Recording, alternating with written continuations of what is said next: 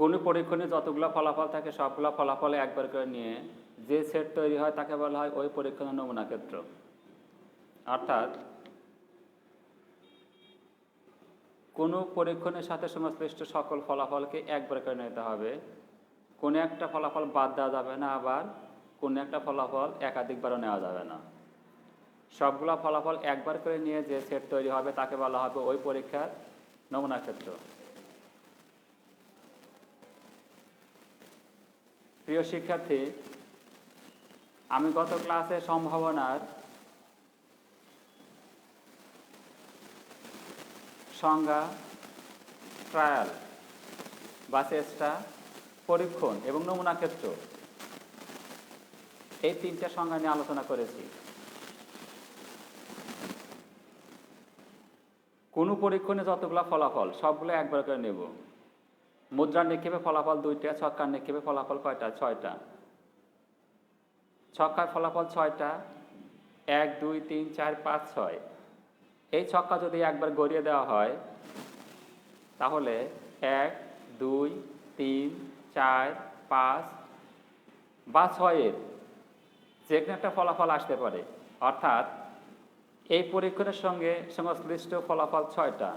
এই 6টা ফলাফল প্রত্যেকটি একবার করে নিয়ে যে সেট তৈরি হবে তাকে বলা হবে একটা ছক্কা একবার গড়িয়ে দেওয়ার নমুনা ক্ষেত্র।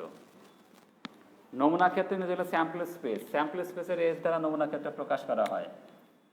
নমুনা ক্ষেত্র স্যাম্পল স্পেস, SAMPLE,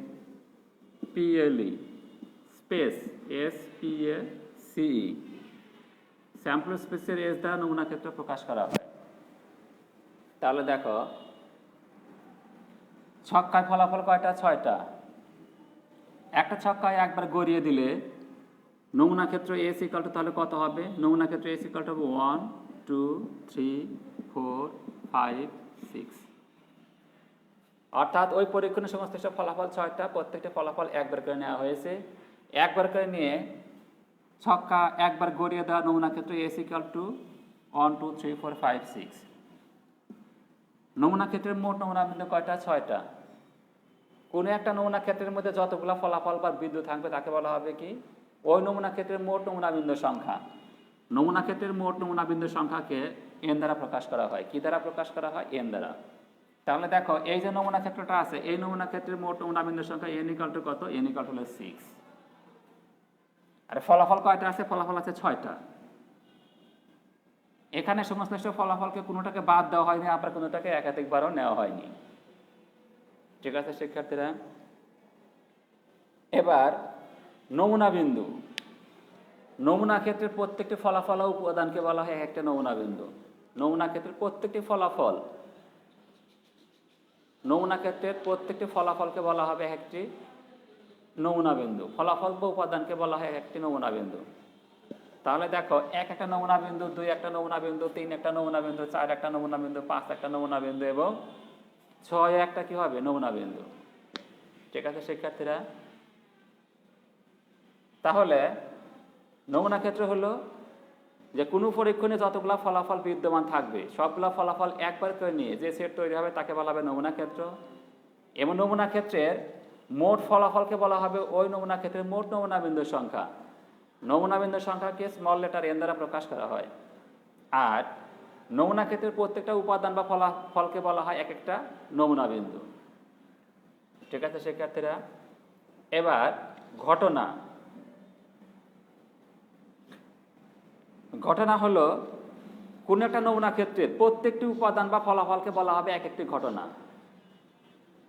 প্রত্যেকটি উপাদান বা নমুনা বিন্দু বা ফলাফল কার? নমুনা ক্ষেত্রের।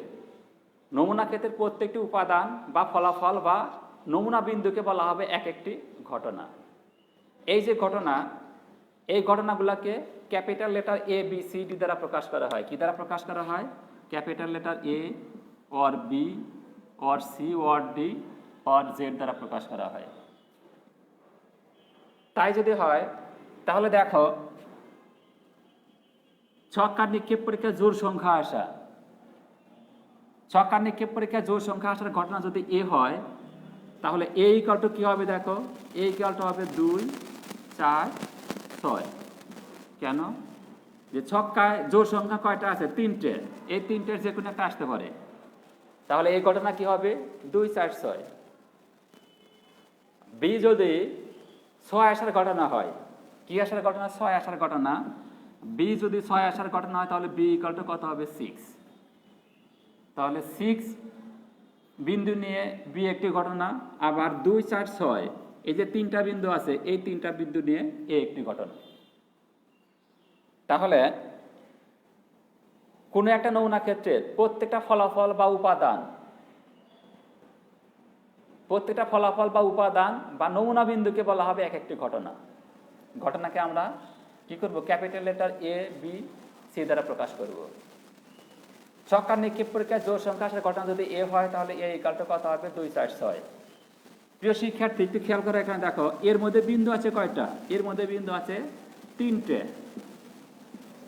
এই 3টাকে বলা হবে এ ঘটনা অনুকূল নমুনা বিন্দুর সংখ্যা। 2, 4, 6 এই যে 3টা বিন্দু আছে এখানে, এই 3কে বলা হবে এ ঘটনা অনুকূল নমুনা বিন্দুর সংখ্যা। আর অনুকূল নমুনা বিন্দুর সংখ্যাকে এম দ্বারা প্রকাশ করা। তাহলে এখানে এম ইকুয়াল টু কত হবে? M equal to 3। অর্থাৎ এ ঘটনার অনুকূল নমুনা বিন্দুর সংখ্যা এম ইকুয়াল টু 3। অনুরূপভাবে বি ঘটনার মধ্যে বিন্দু আছে কয়টা? একটা। তাহলে বি ঘটনার অনুকূল নমুনা বিন্দুর সংখ্যা, এটা যদি এম হয় তাহলে এম ইকুয়াল টু কত হবে? এম ইকুয়াল টু হবে 1। ঠিক আছে শিক্ষার্থীরা? তাহলে দেখো, কোনো একটা পরীক্ষণের বা নমুনা ক্ষেত্রের প্রত্যেকটি উপাদান বা ফলাফল বা নমুনা বিন্দুকে বলা হবে এক একটি ঘটনা। ঘটনাকে আমরা capital letter A B C D দ্বারা প্রকাশ করব। আর কোনো ঘটনার মধ্যে যতগুলা বিন্দু থাকবে তাকে বলা হবে ওই ঘটনা অনুকূল নমুনা বিন্দুর সংখ্যা। অনুকূল নমুনা বিন্দুর সংখ্যাকে স্মল লেটার এম দ্বারা প্রকাশ করা হয়। কি দ্বারা প্রকাশ করা হয়? এম দ্বারা প্রকাশ করা হয়। ছক্কার নিক্ষেপ পরীক্ষা জোড় সংখ্যা আসার ঘটনা যদি এ হয় তাহলে এ ইকুয়াল টু কত হবে? এ ইকুয়াল টু হবে 2, 4, 6 এবং এর অনুকূল নমুনা বিন্দুর সংখ্যা হবে কত? 3টে। ছক্কার নিক্ষেপ পরীক্ষায় 6 আসার ঘটনা যদি বি হয় তাহলে বি ইকুয়াল টু কত হবে? শুধু 6 হবে এখানে। ছক্কার নিক্ষেপ পরীক্ষার 1 আসার ঘটনা যদি সি হয় তাহলে সি ইকুয়াল টু কত হবে? দেখো, সি ইকুয়াল টু হবে 1। ঠিক আছে শিক্ষার্থীরা? এবার এই যে এ বি সি ঘটনা 3টা এখানে, এ ইকুয়াল টু কত? 2, 4, 6, বি ইকুয়াল টু 6 আর সি ইকুয়াল টু কত পাইছি এখানে? 1। এই যে 3টা ঘটনা আছে, 2টা ঘটনা নেই যদি আমি, তাহলে দেখো এ ইকুয়াল টু কত? এ ইকুয়াল টু হলো 2, 4, 6, বি ইকুয়াল টু কত? 6। এর মধ্যে বিন্দু আছে কয়টা? 3টে। বির মধ্যে বিন্দু আছে কয়টা? একটা। এই যে এ ঘটনাকে বলা হবে যৌগিক ঘটনা আর বিটাকে বলা হবে সরল ঘটনা বা মৌলিক ঘটনা। তাহলে ঘটনা কয় প্রকার? ঘটনা 2 প্রকার। একটা হলো সরল ঘটনা আর একটা হলো যৌগিক ঘটনা। সরল ঘটনা কি? যে ঘটনার মধ্যে একটা মাত্র উপাদান বা ফলাফল থাকবে তাকে বলা হবে সরল ঘটনা। যে ঘটনার মধ্যে একটা মাত্র উপাদান বা ফলাফল থাকবে তাকে বলা হবে সরল ঘটনা। আর যে ঘটনা 2 বা 2 এর অধিক নমুনা বিন্দু বা ফলাফল নিয়ে গঠিত হবে তাকে বলা হবে কি? যৌগিক ঘটনা। তাহলে এখান থেকে আমরা বলতে পারি বি একটি সরল ঘটনা, এ একটি যৌগিক ঘটনা।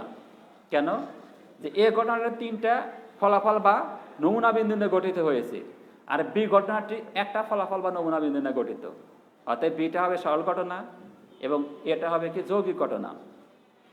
অথবা আমরা এভাবে বলতে পারি, যে ঘটনার মধ্যে একটা উপাদান থাকবে বা যে ঘটনাকে ভাঙা যাবে না, ভেঙে পুনরায় কি করা যাবে না, একাধিক ঘটনা তৈরি করা যাবে না, তাকে বলা হবে সরল ঘটনা।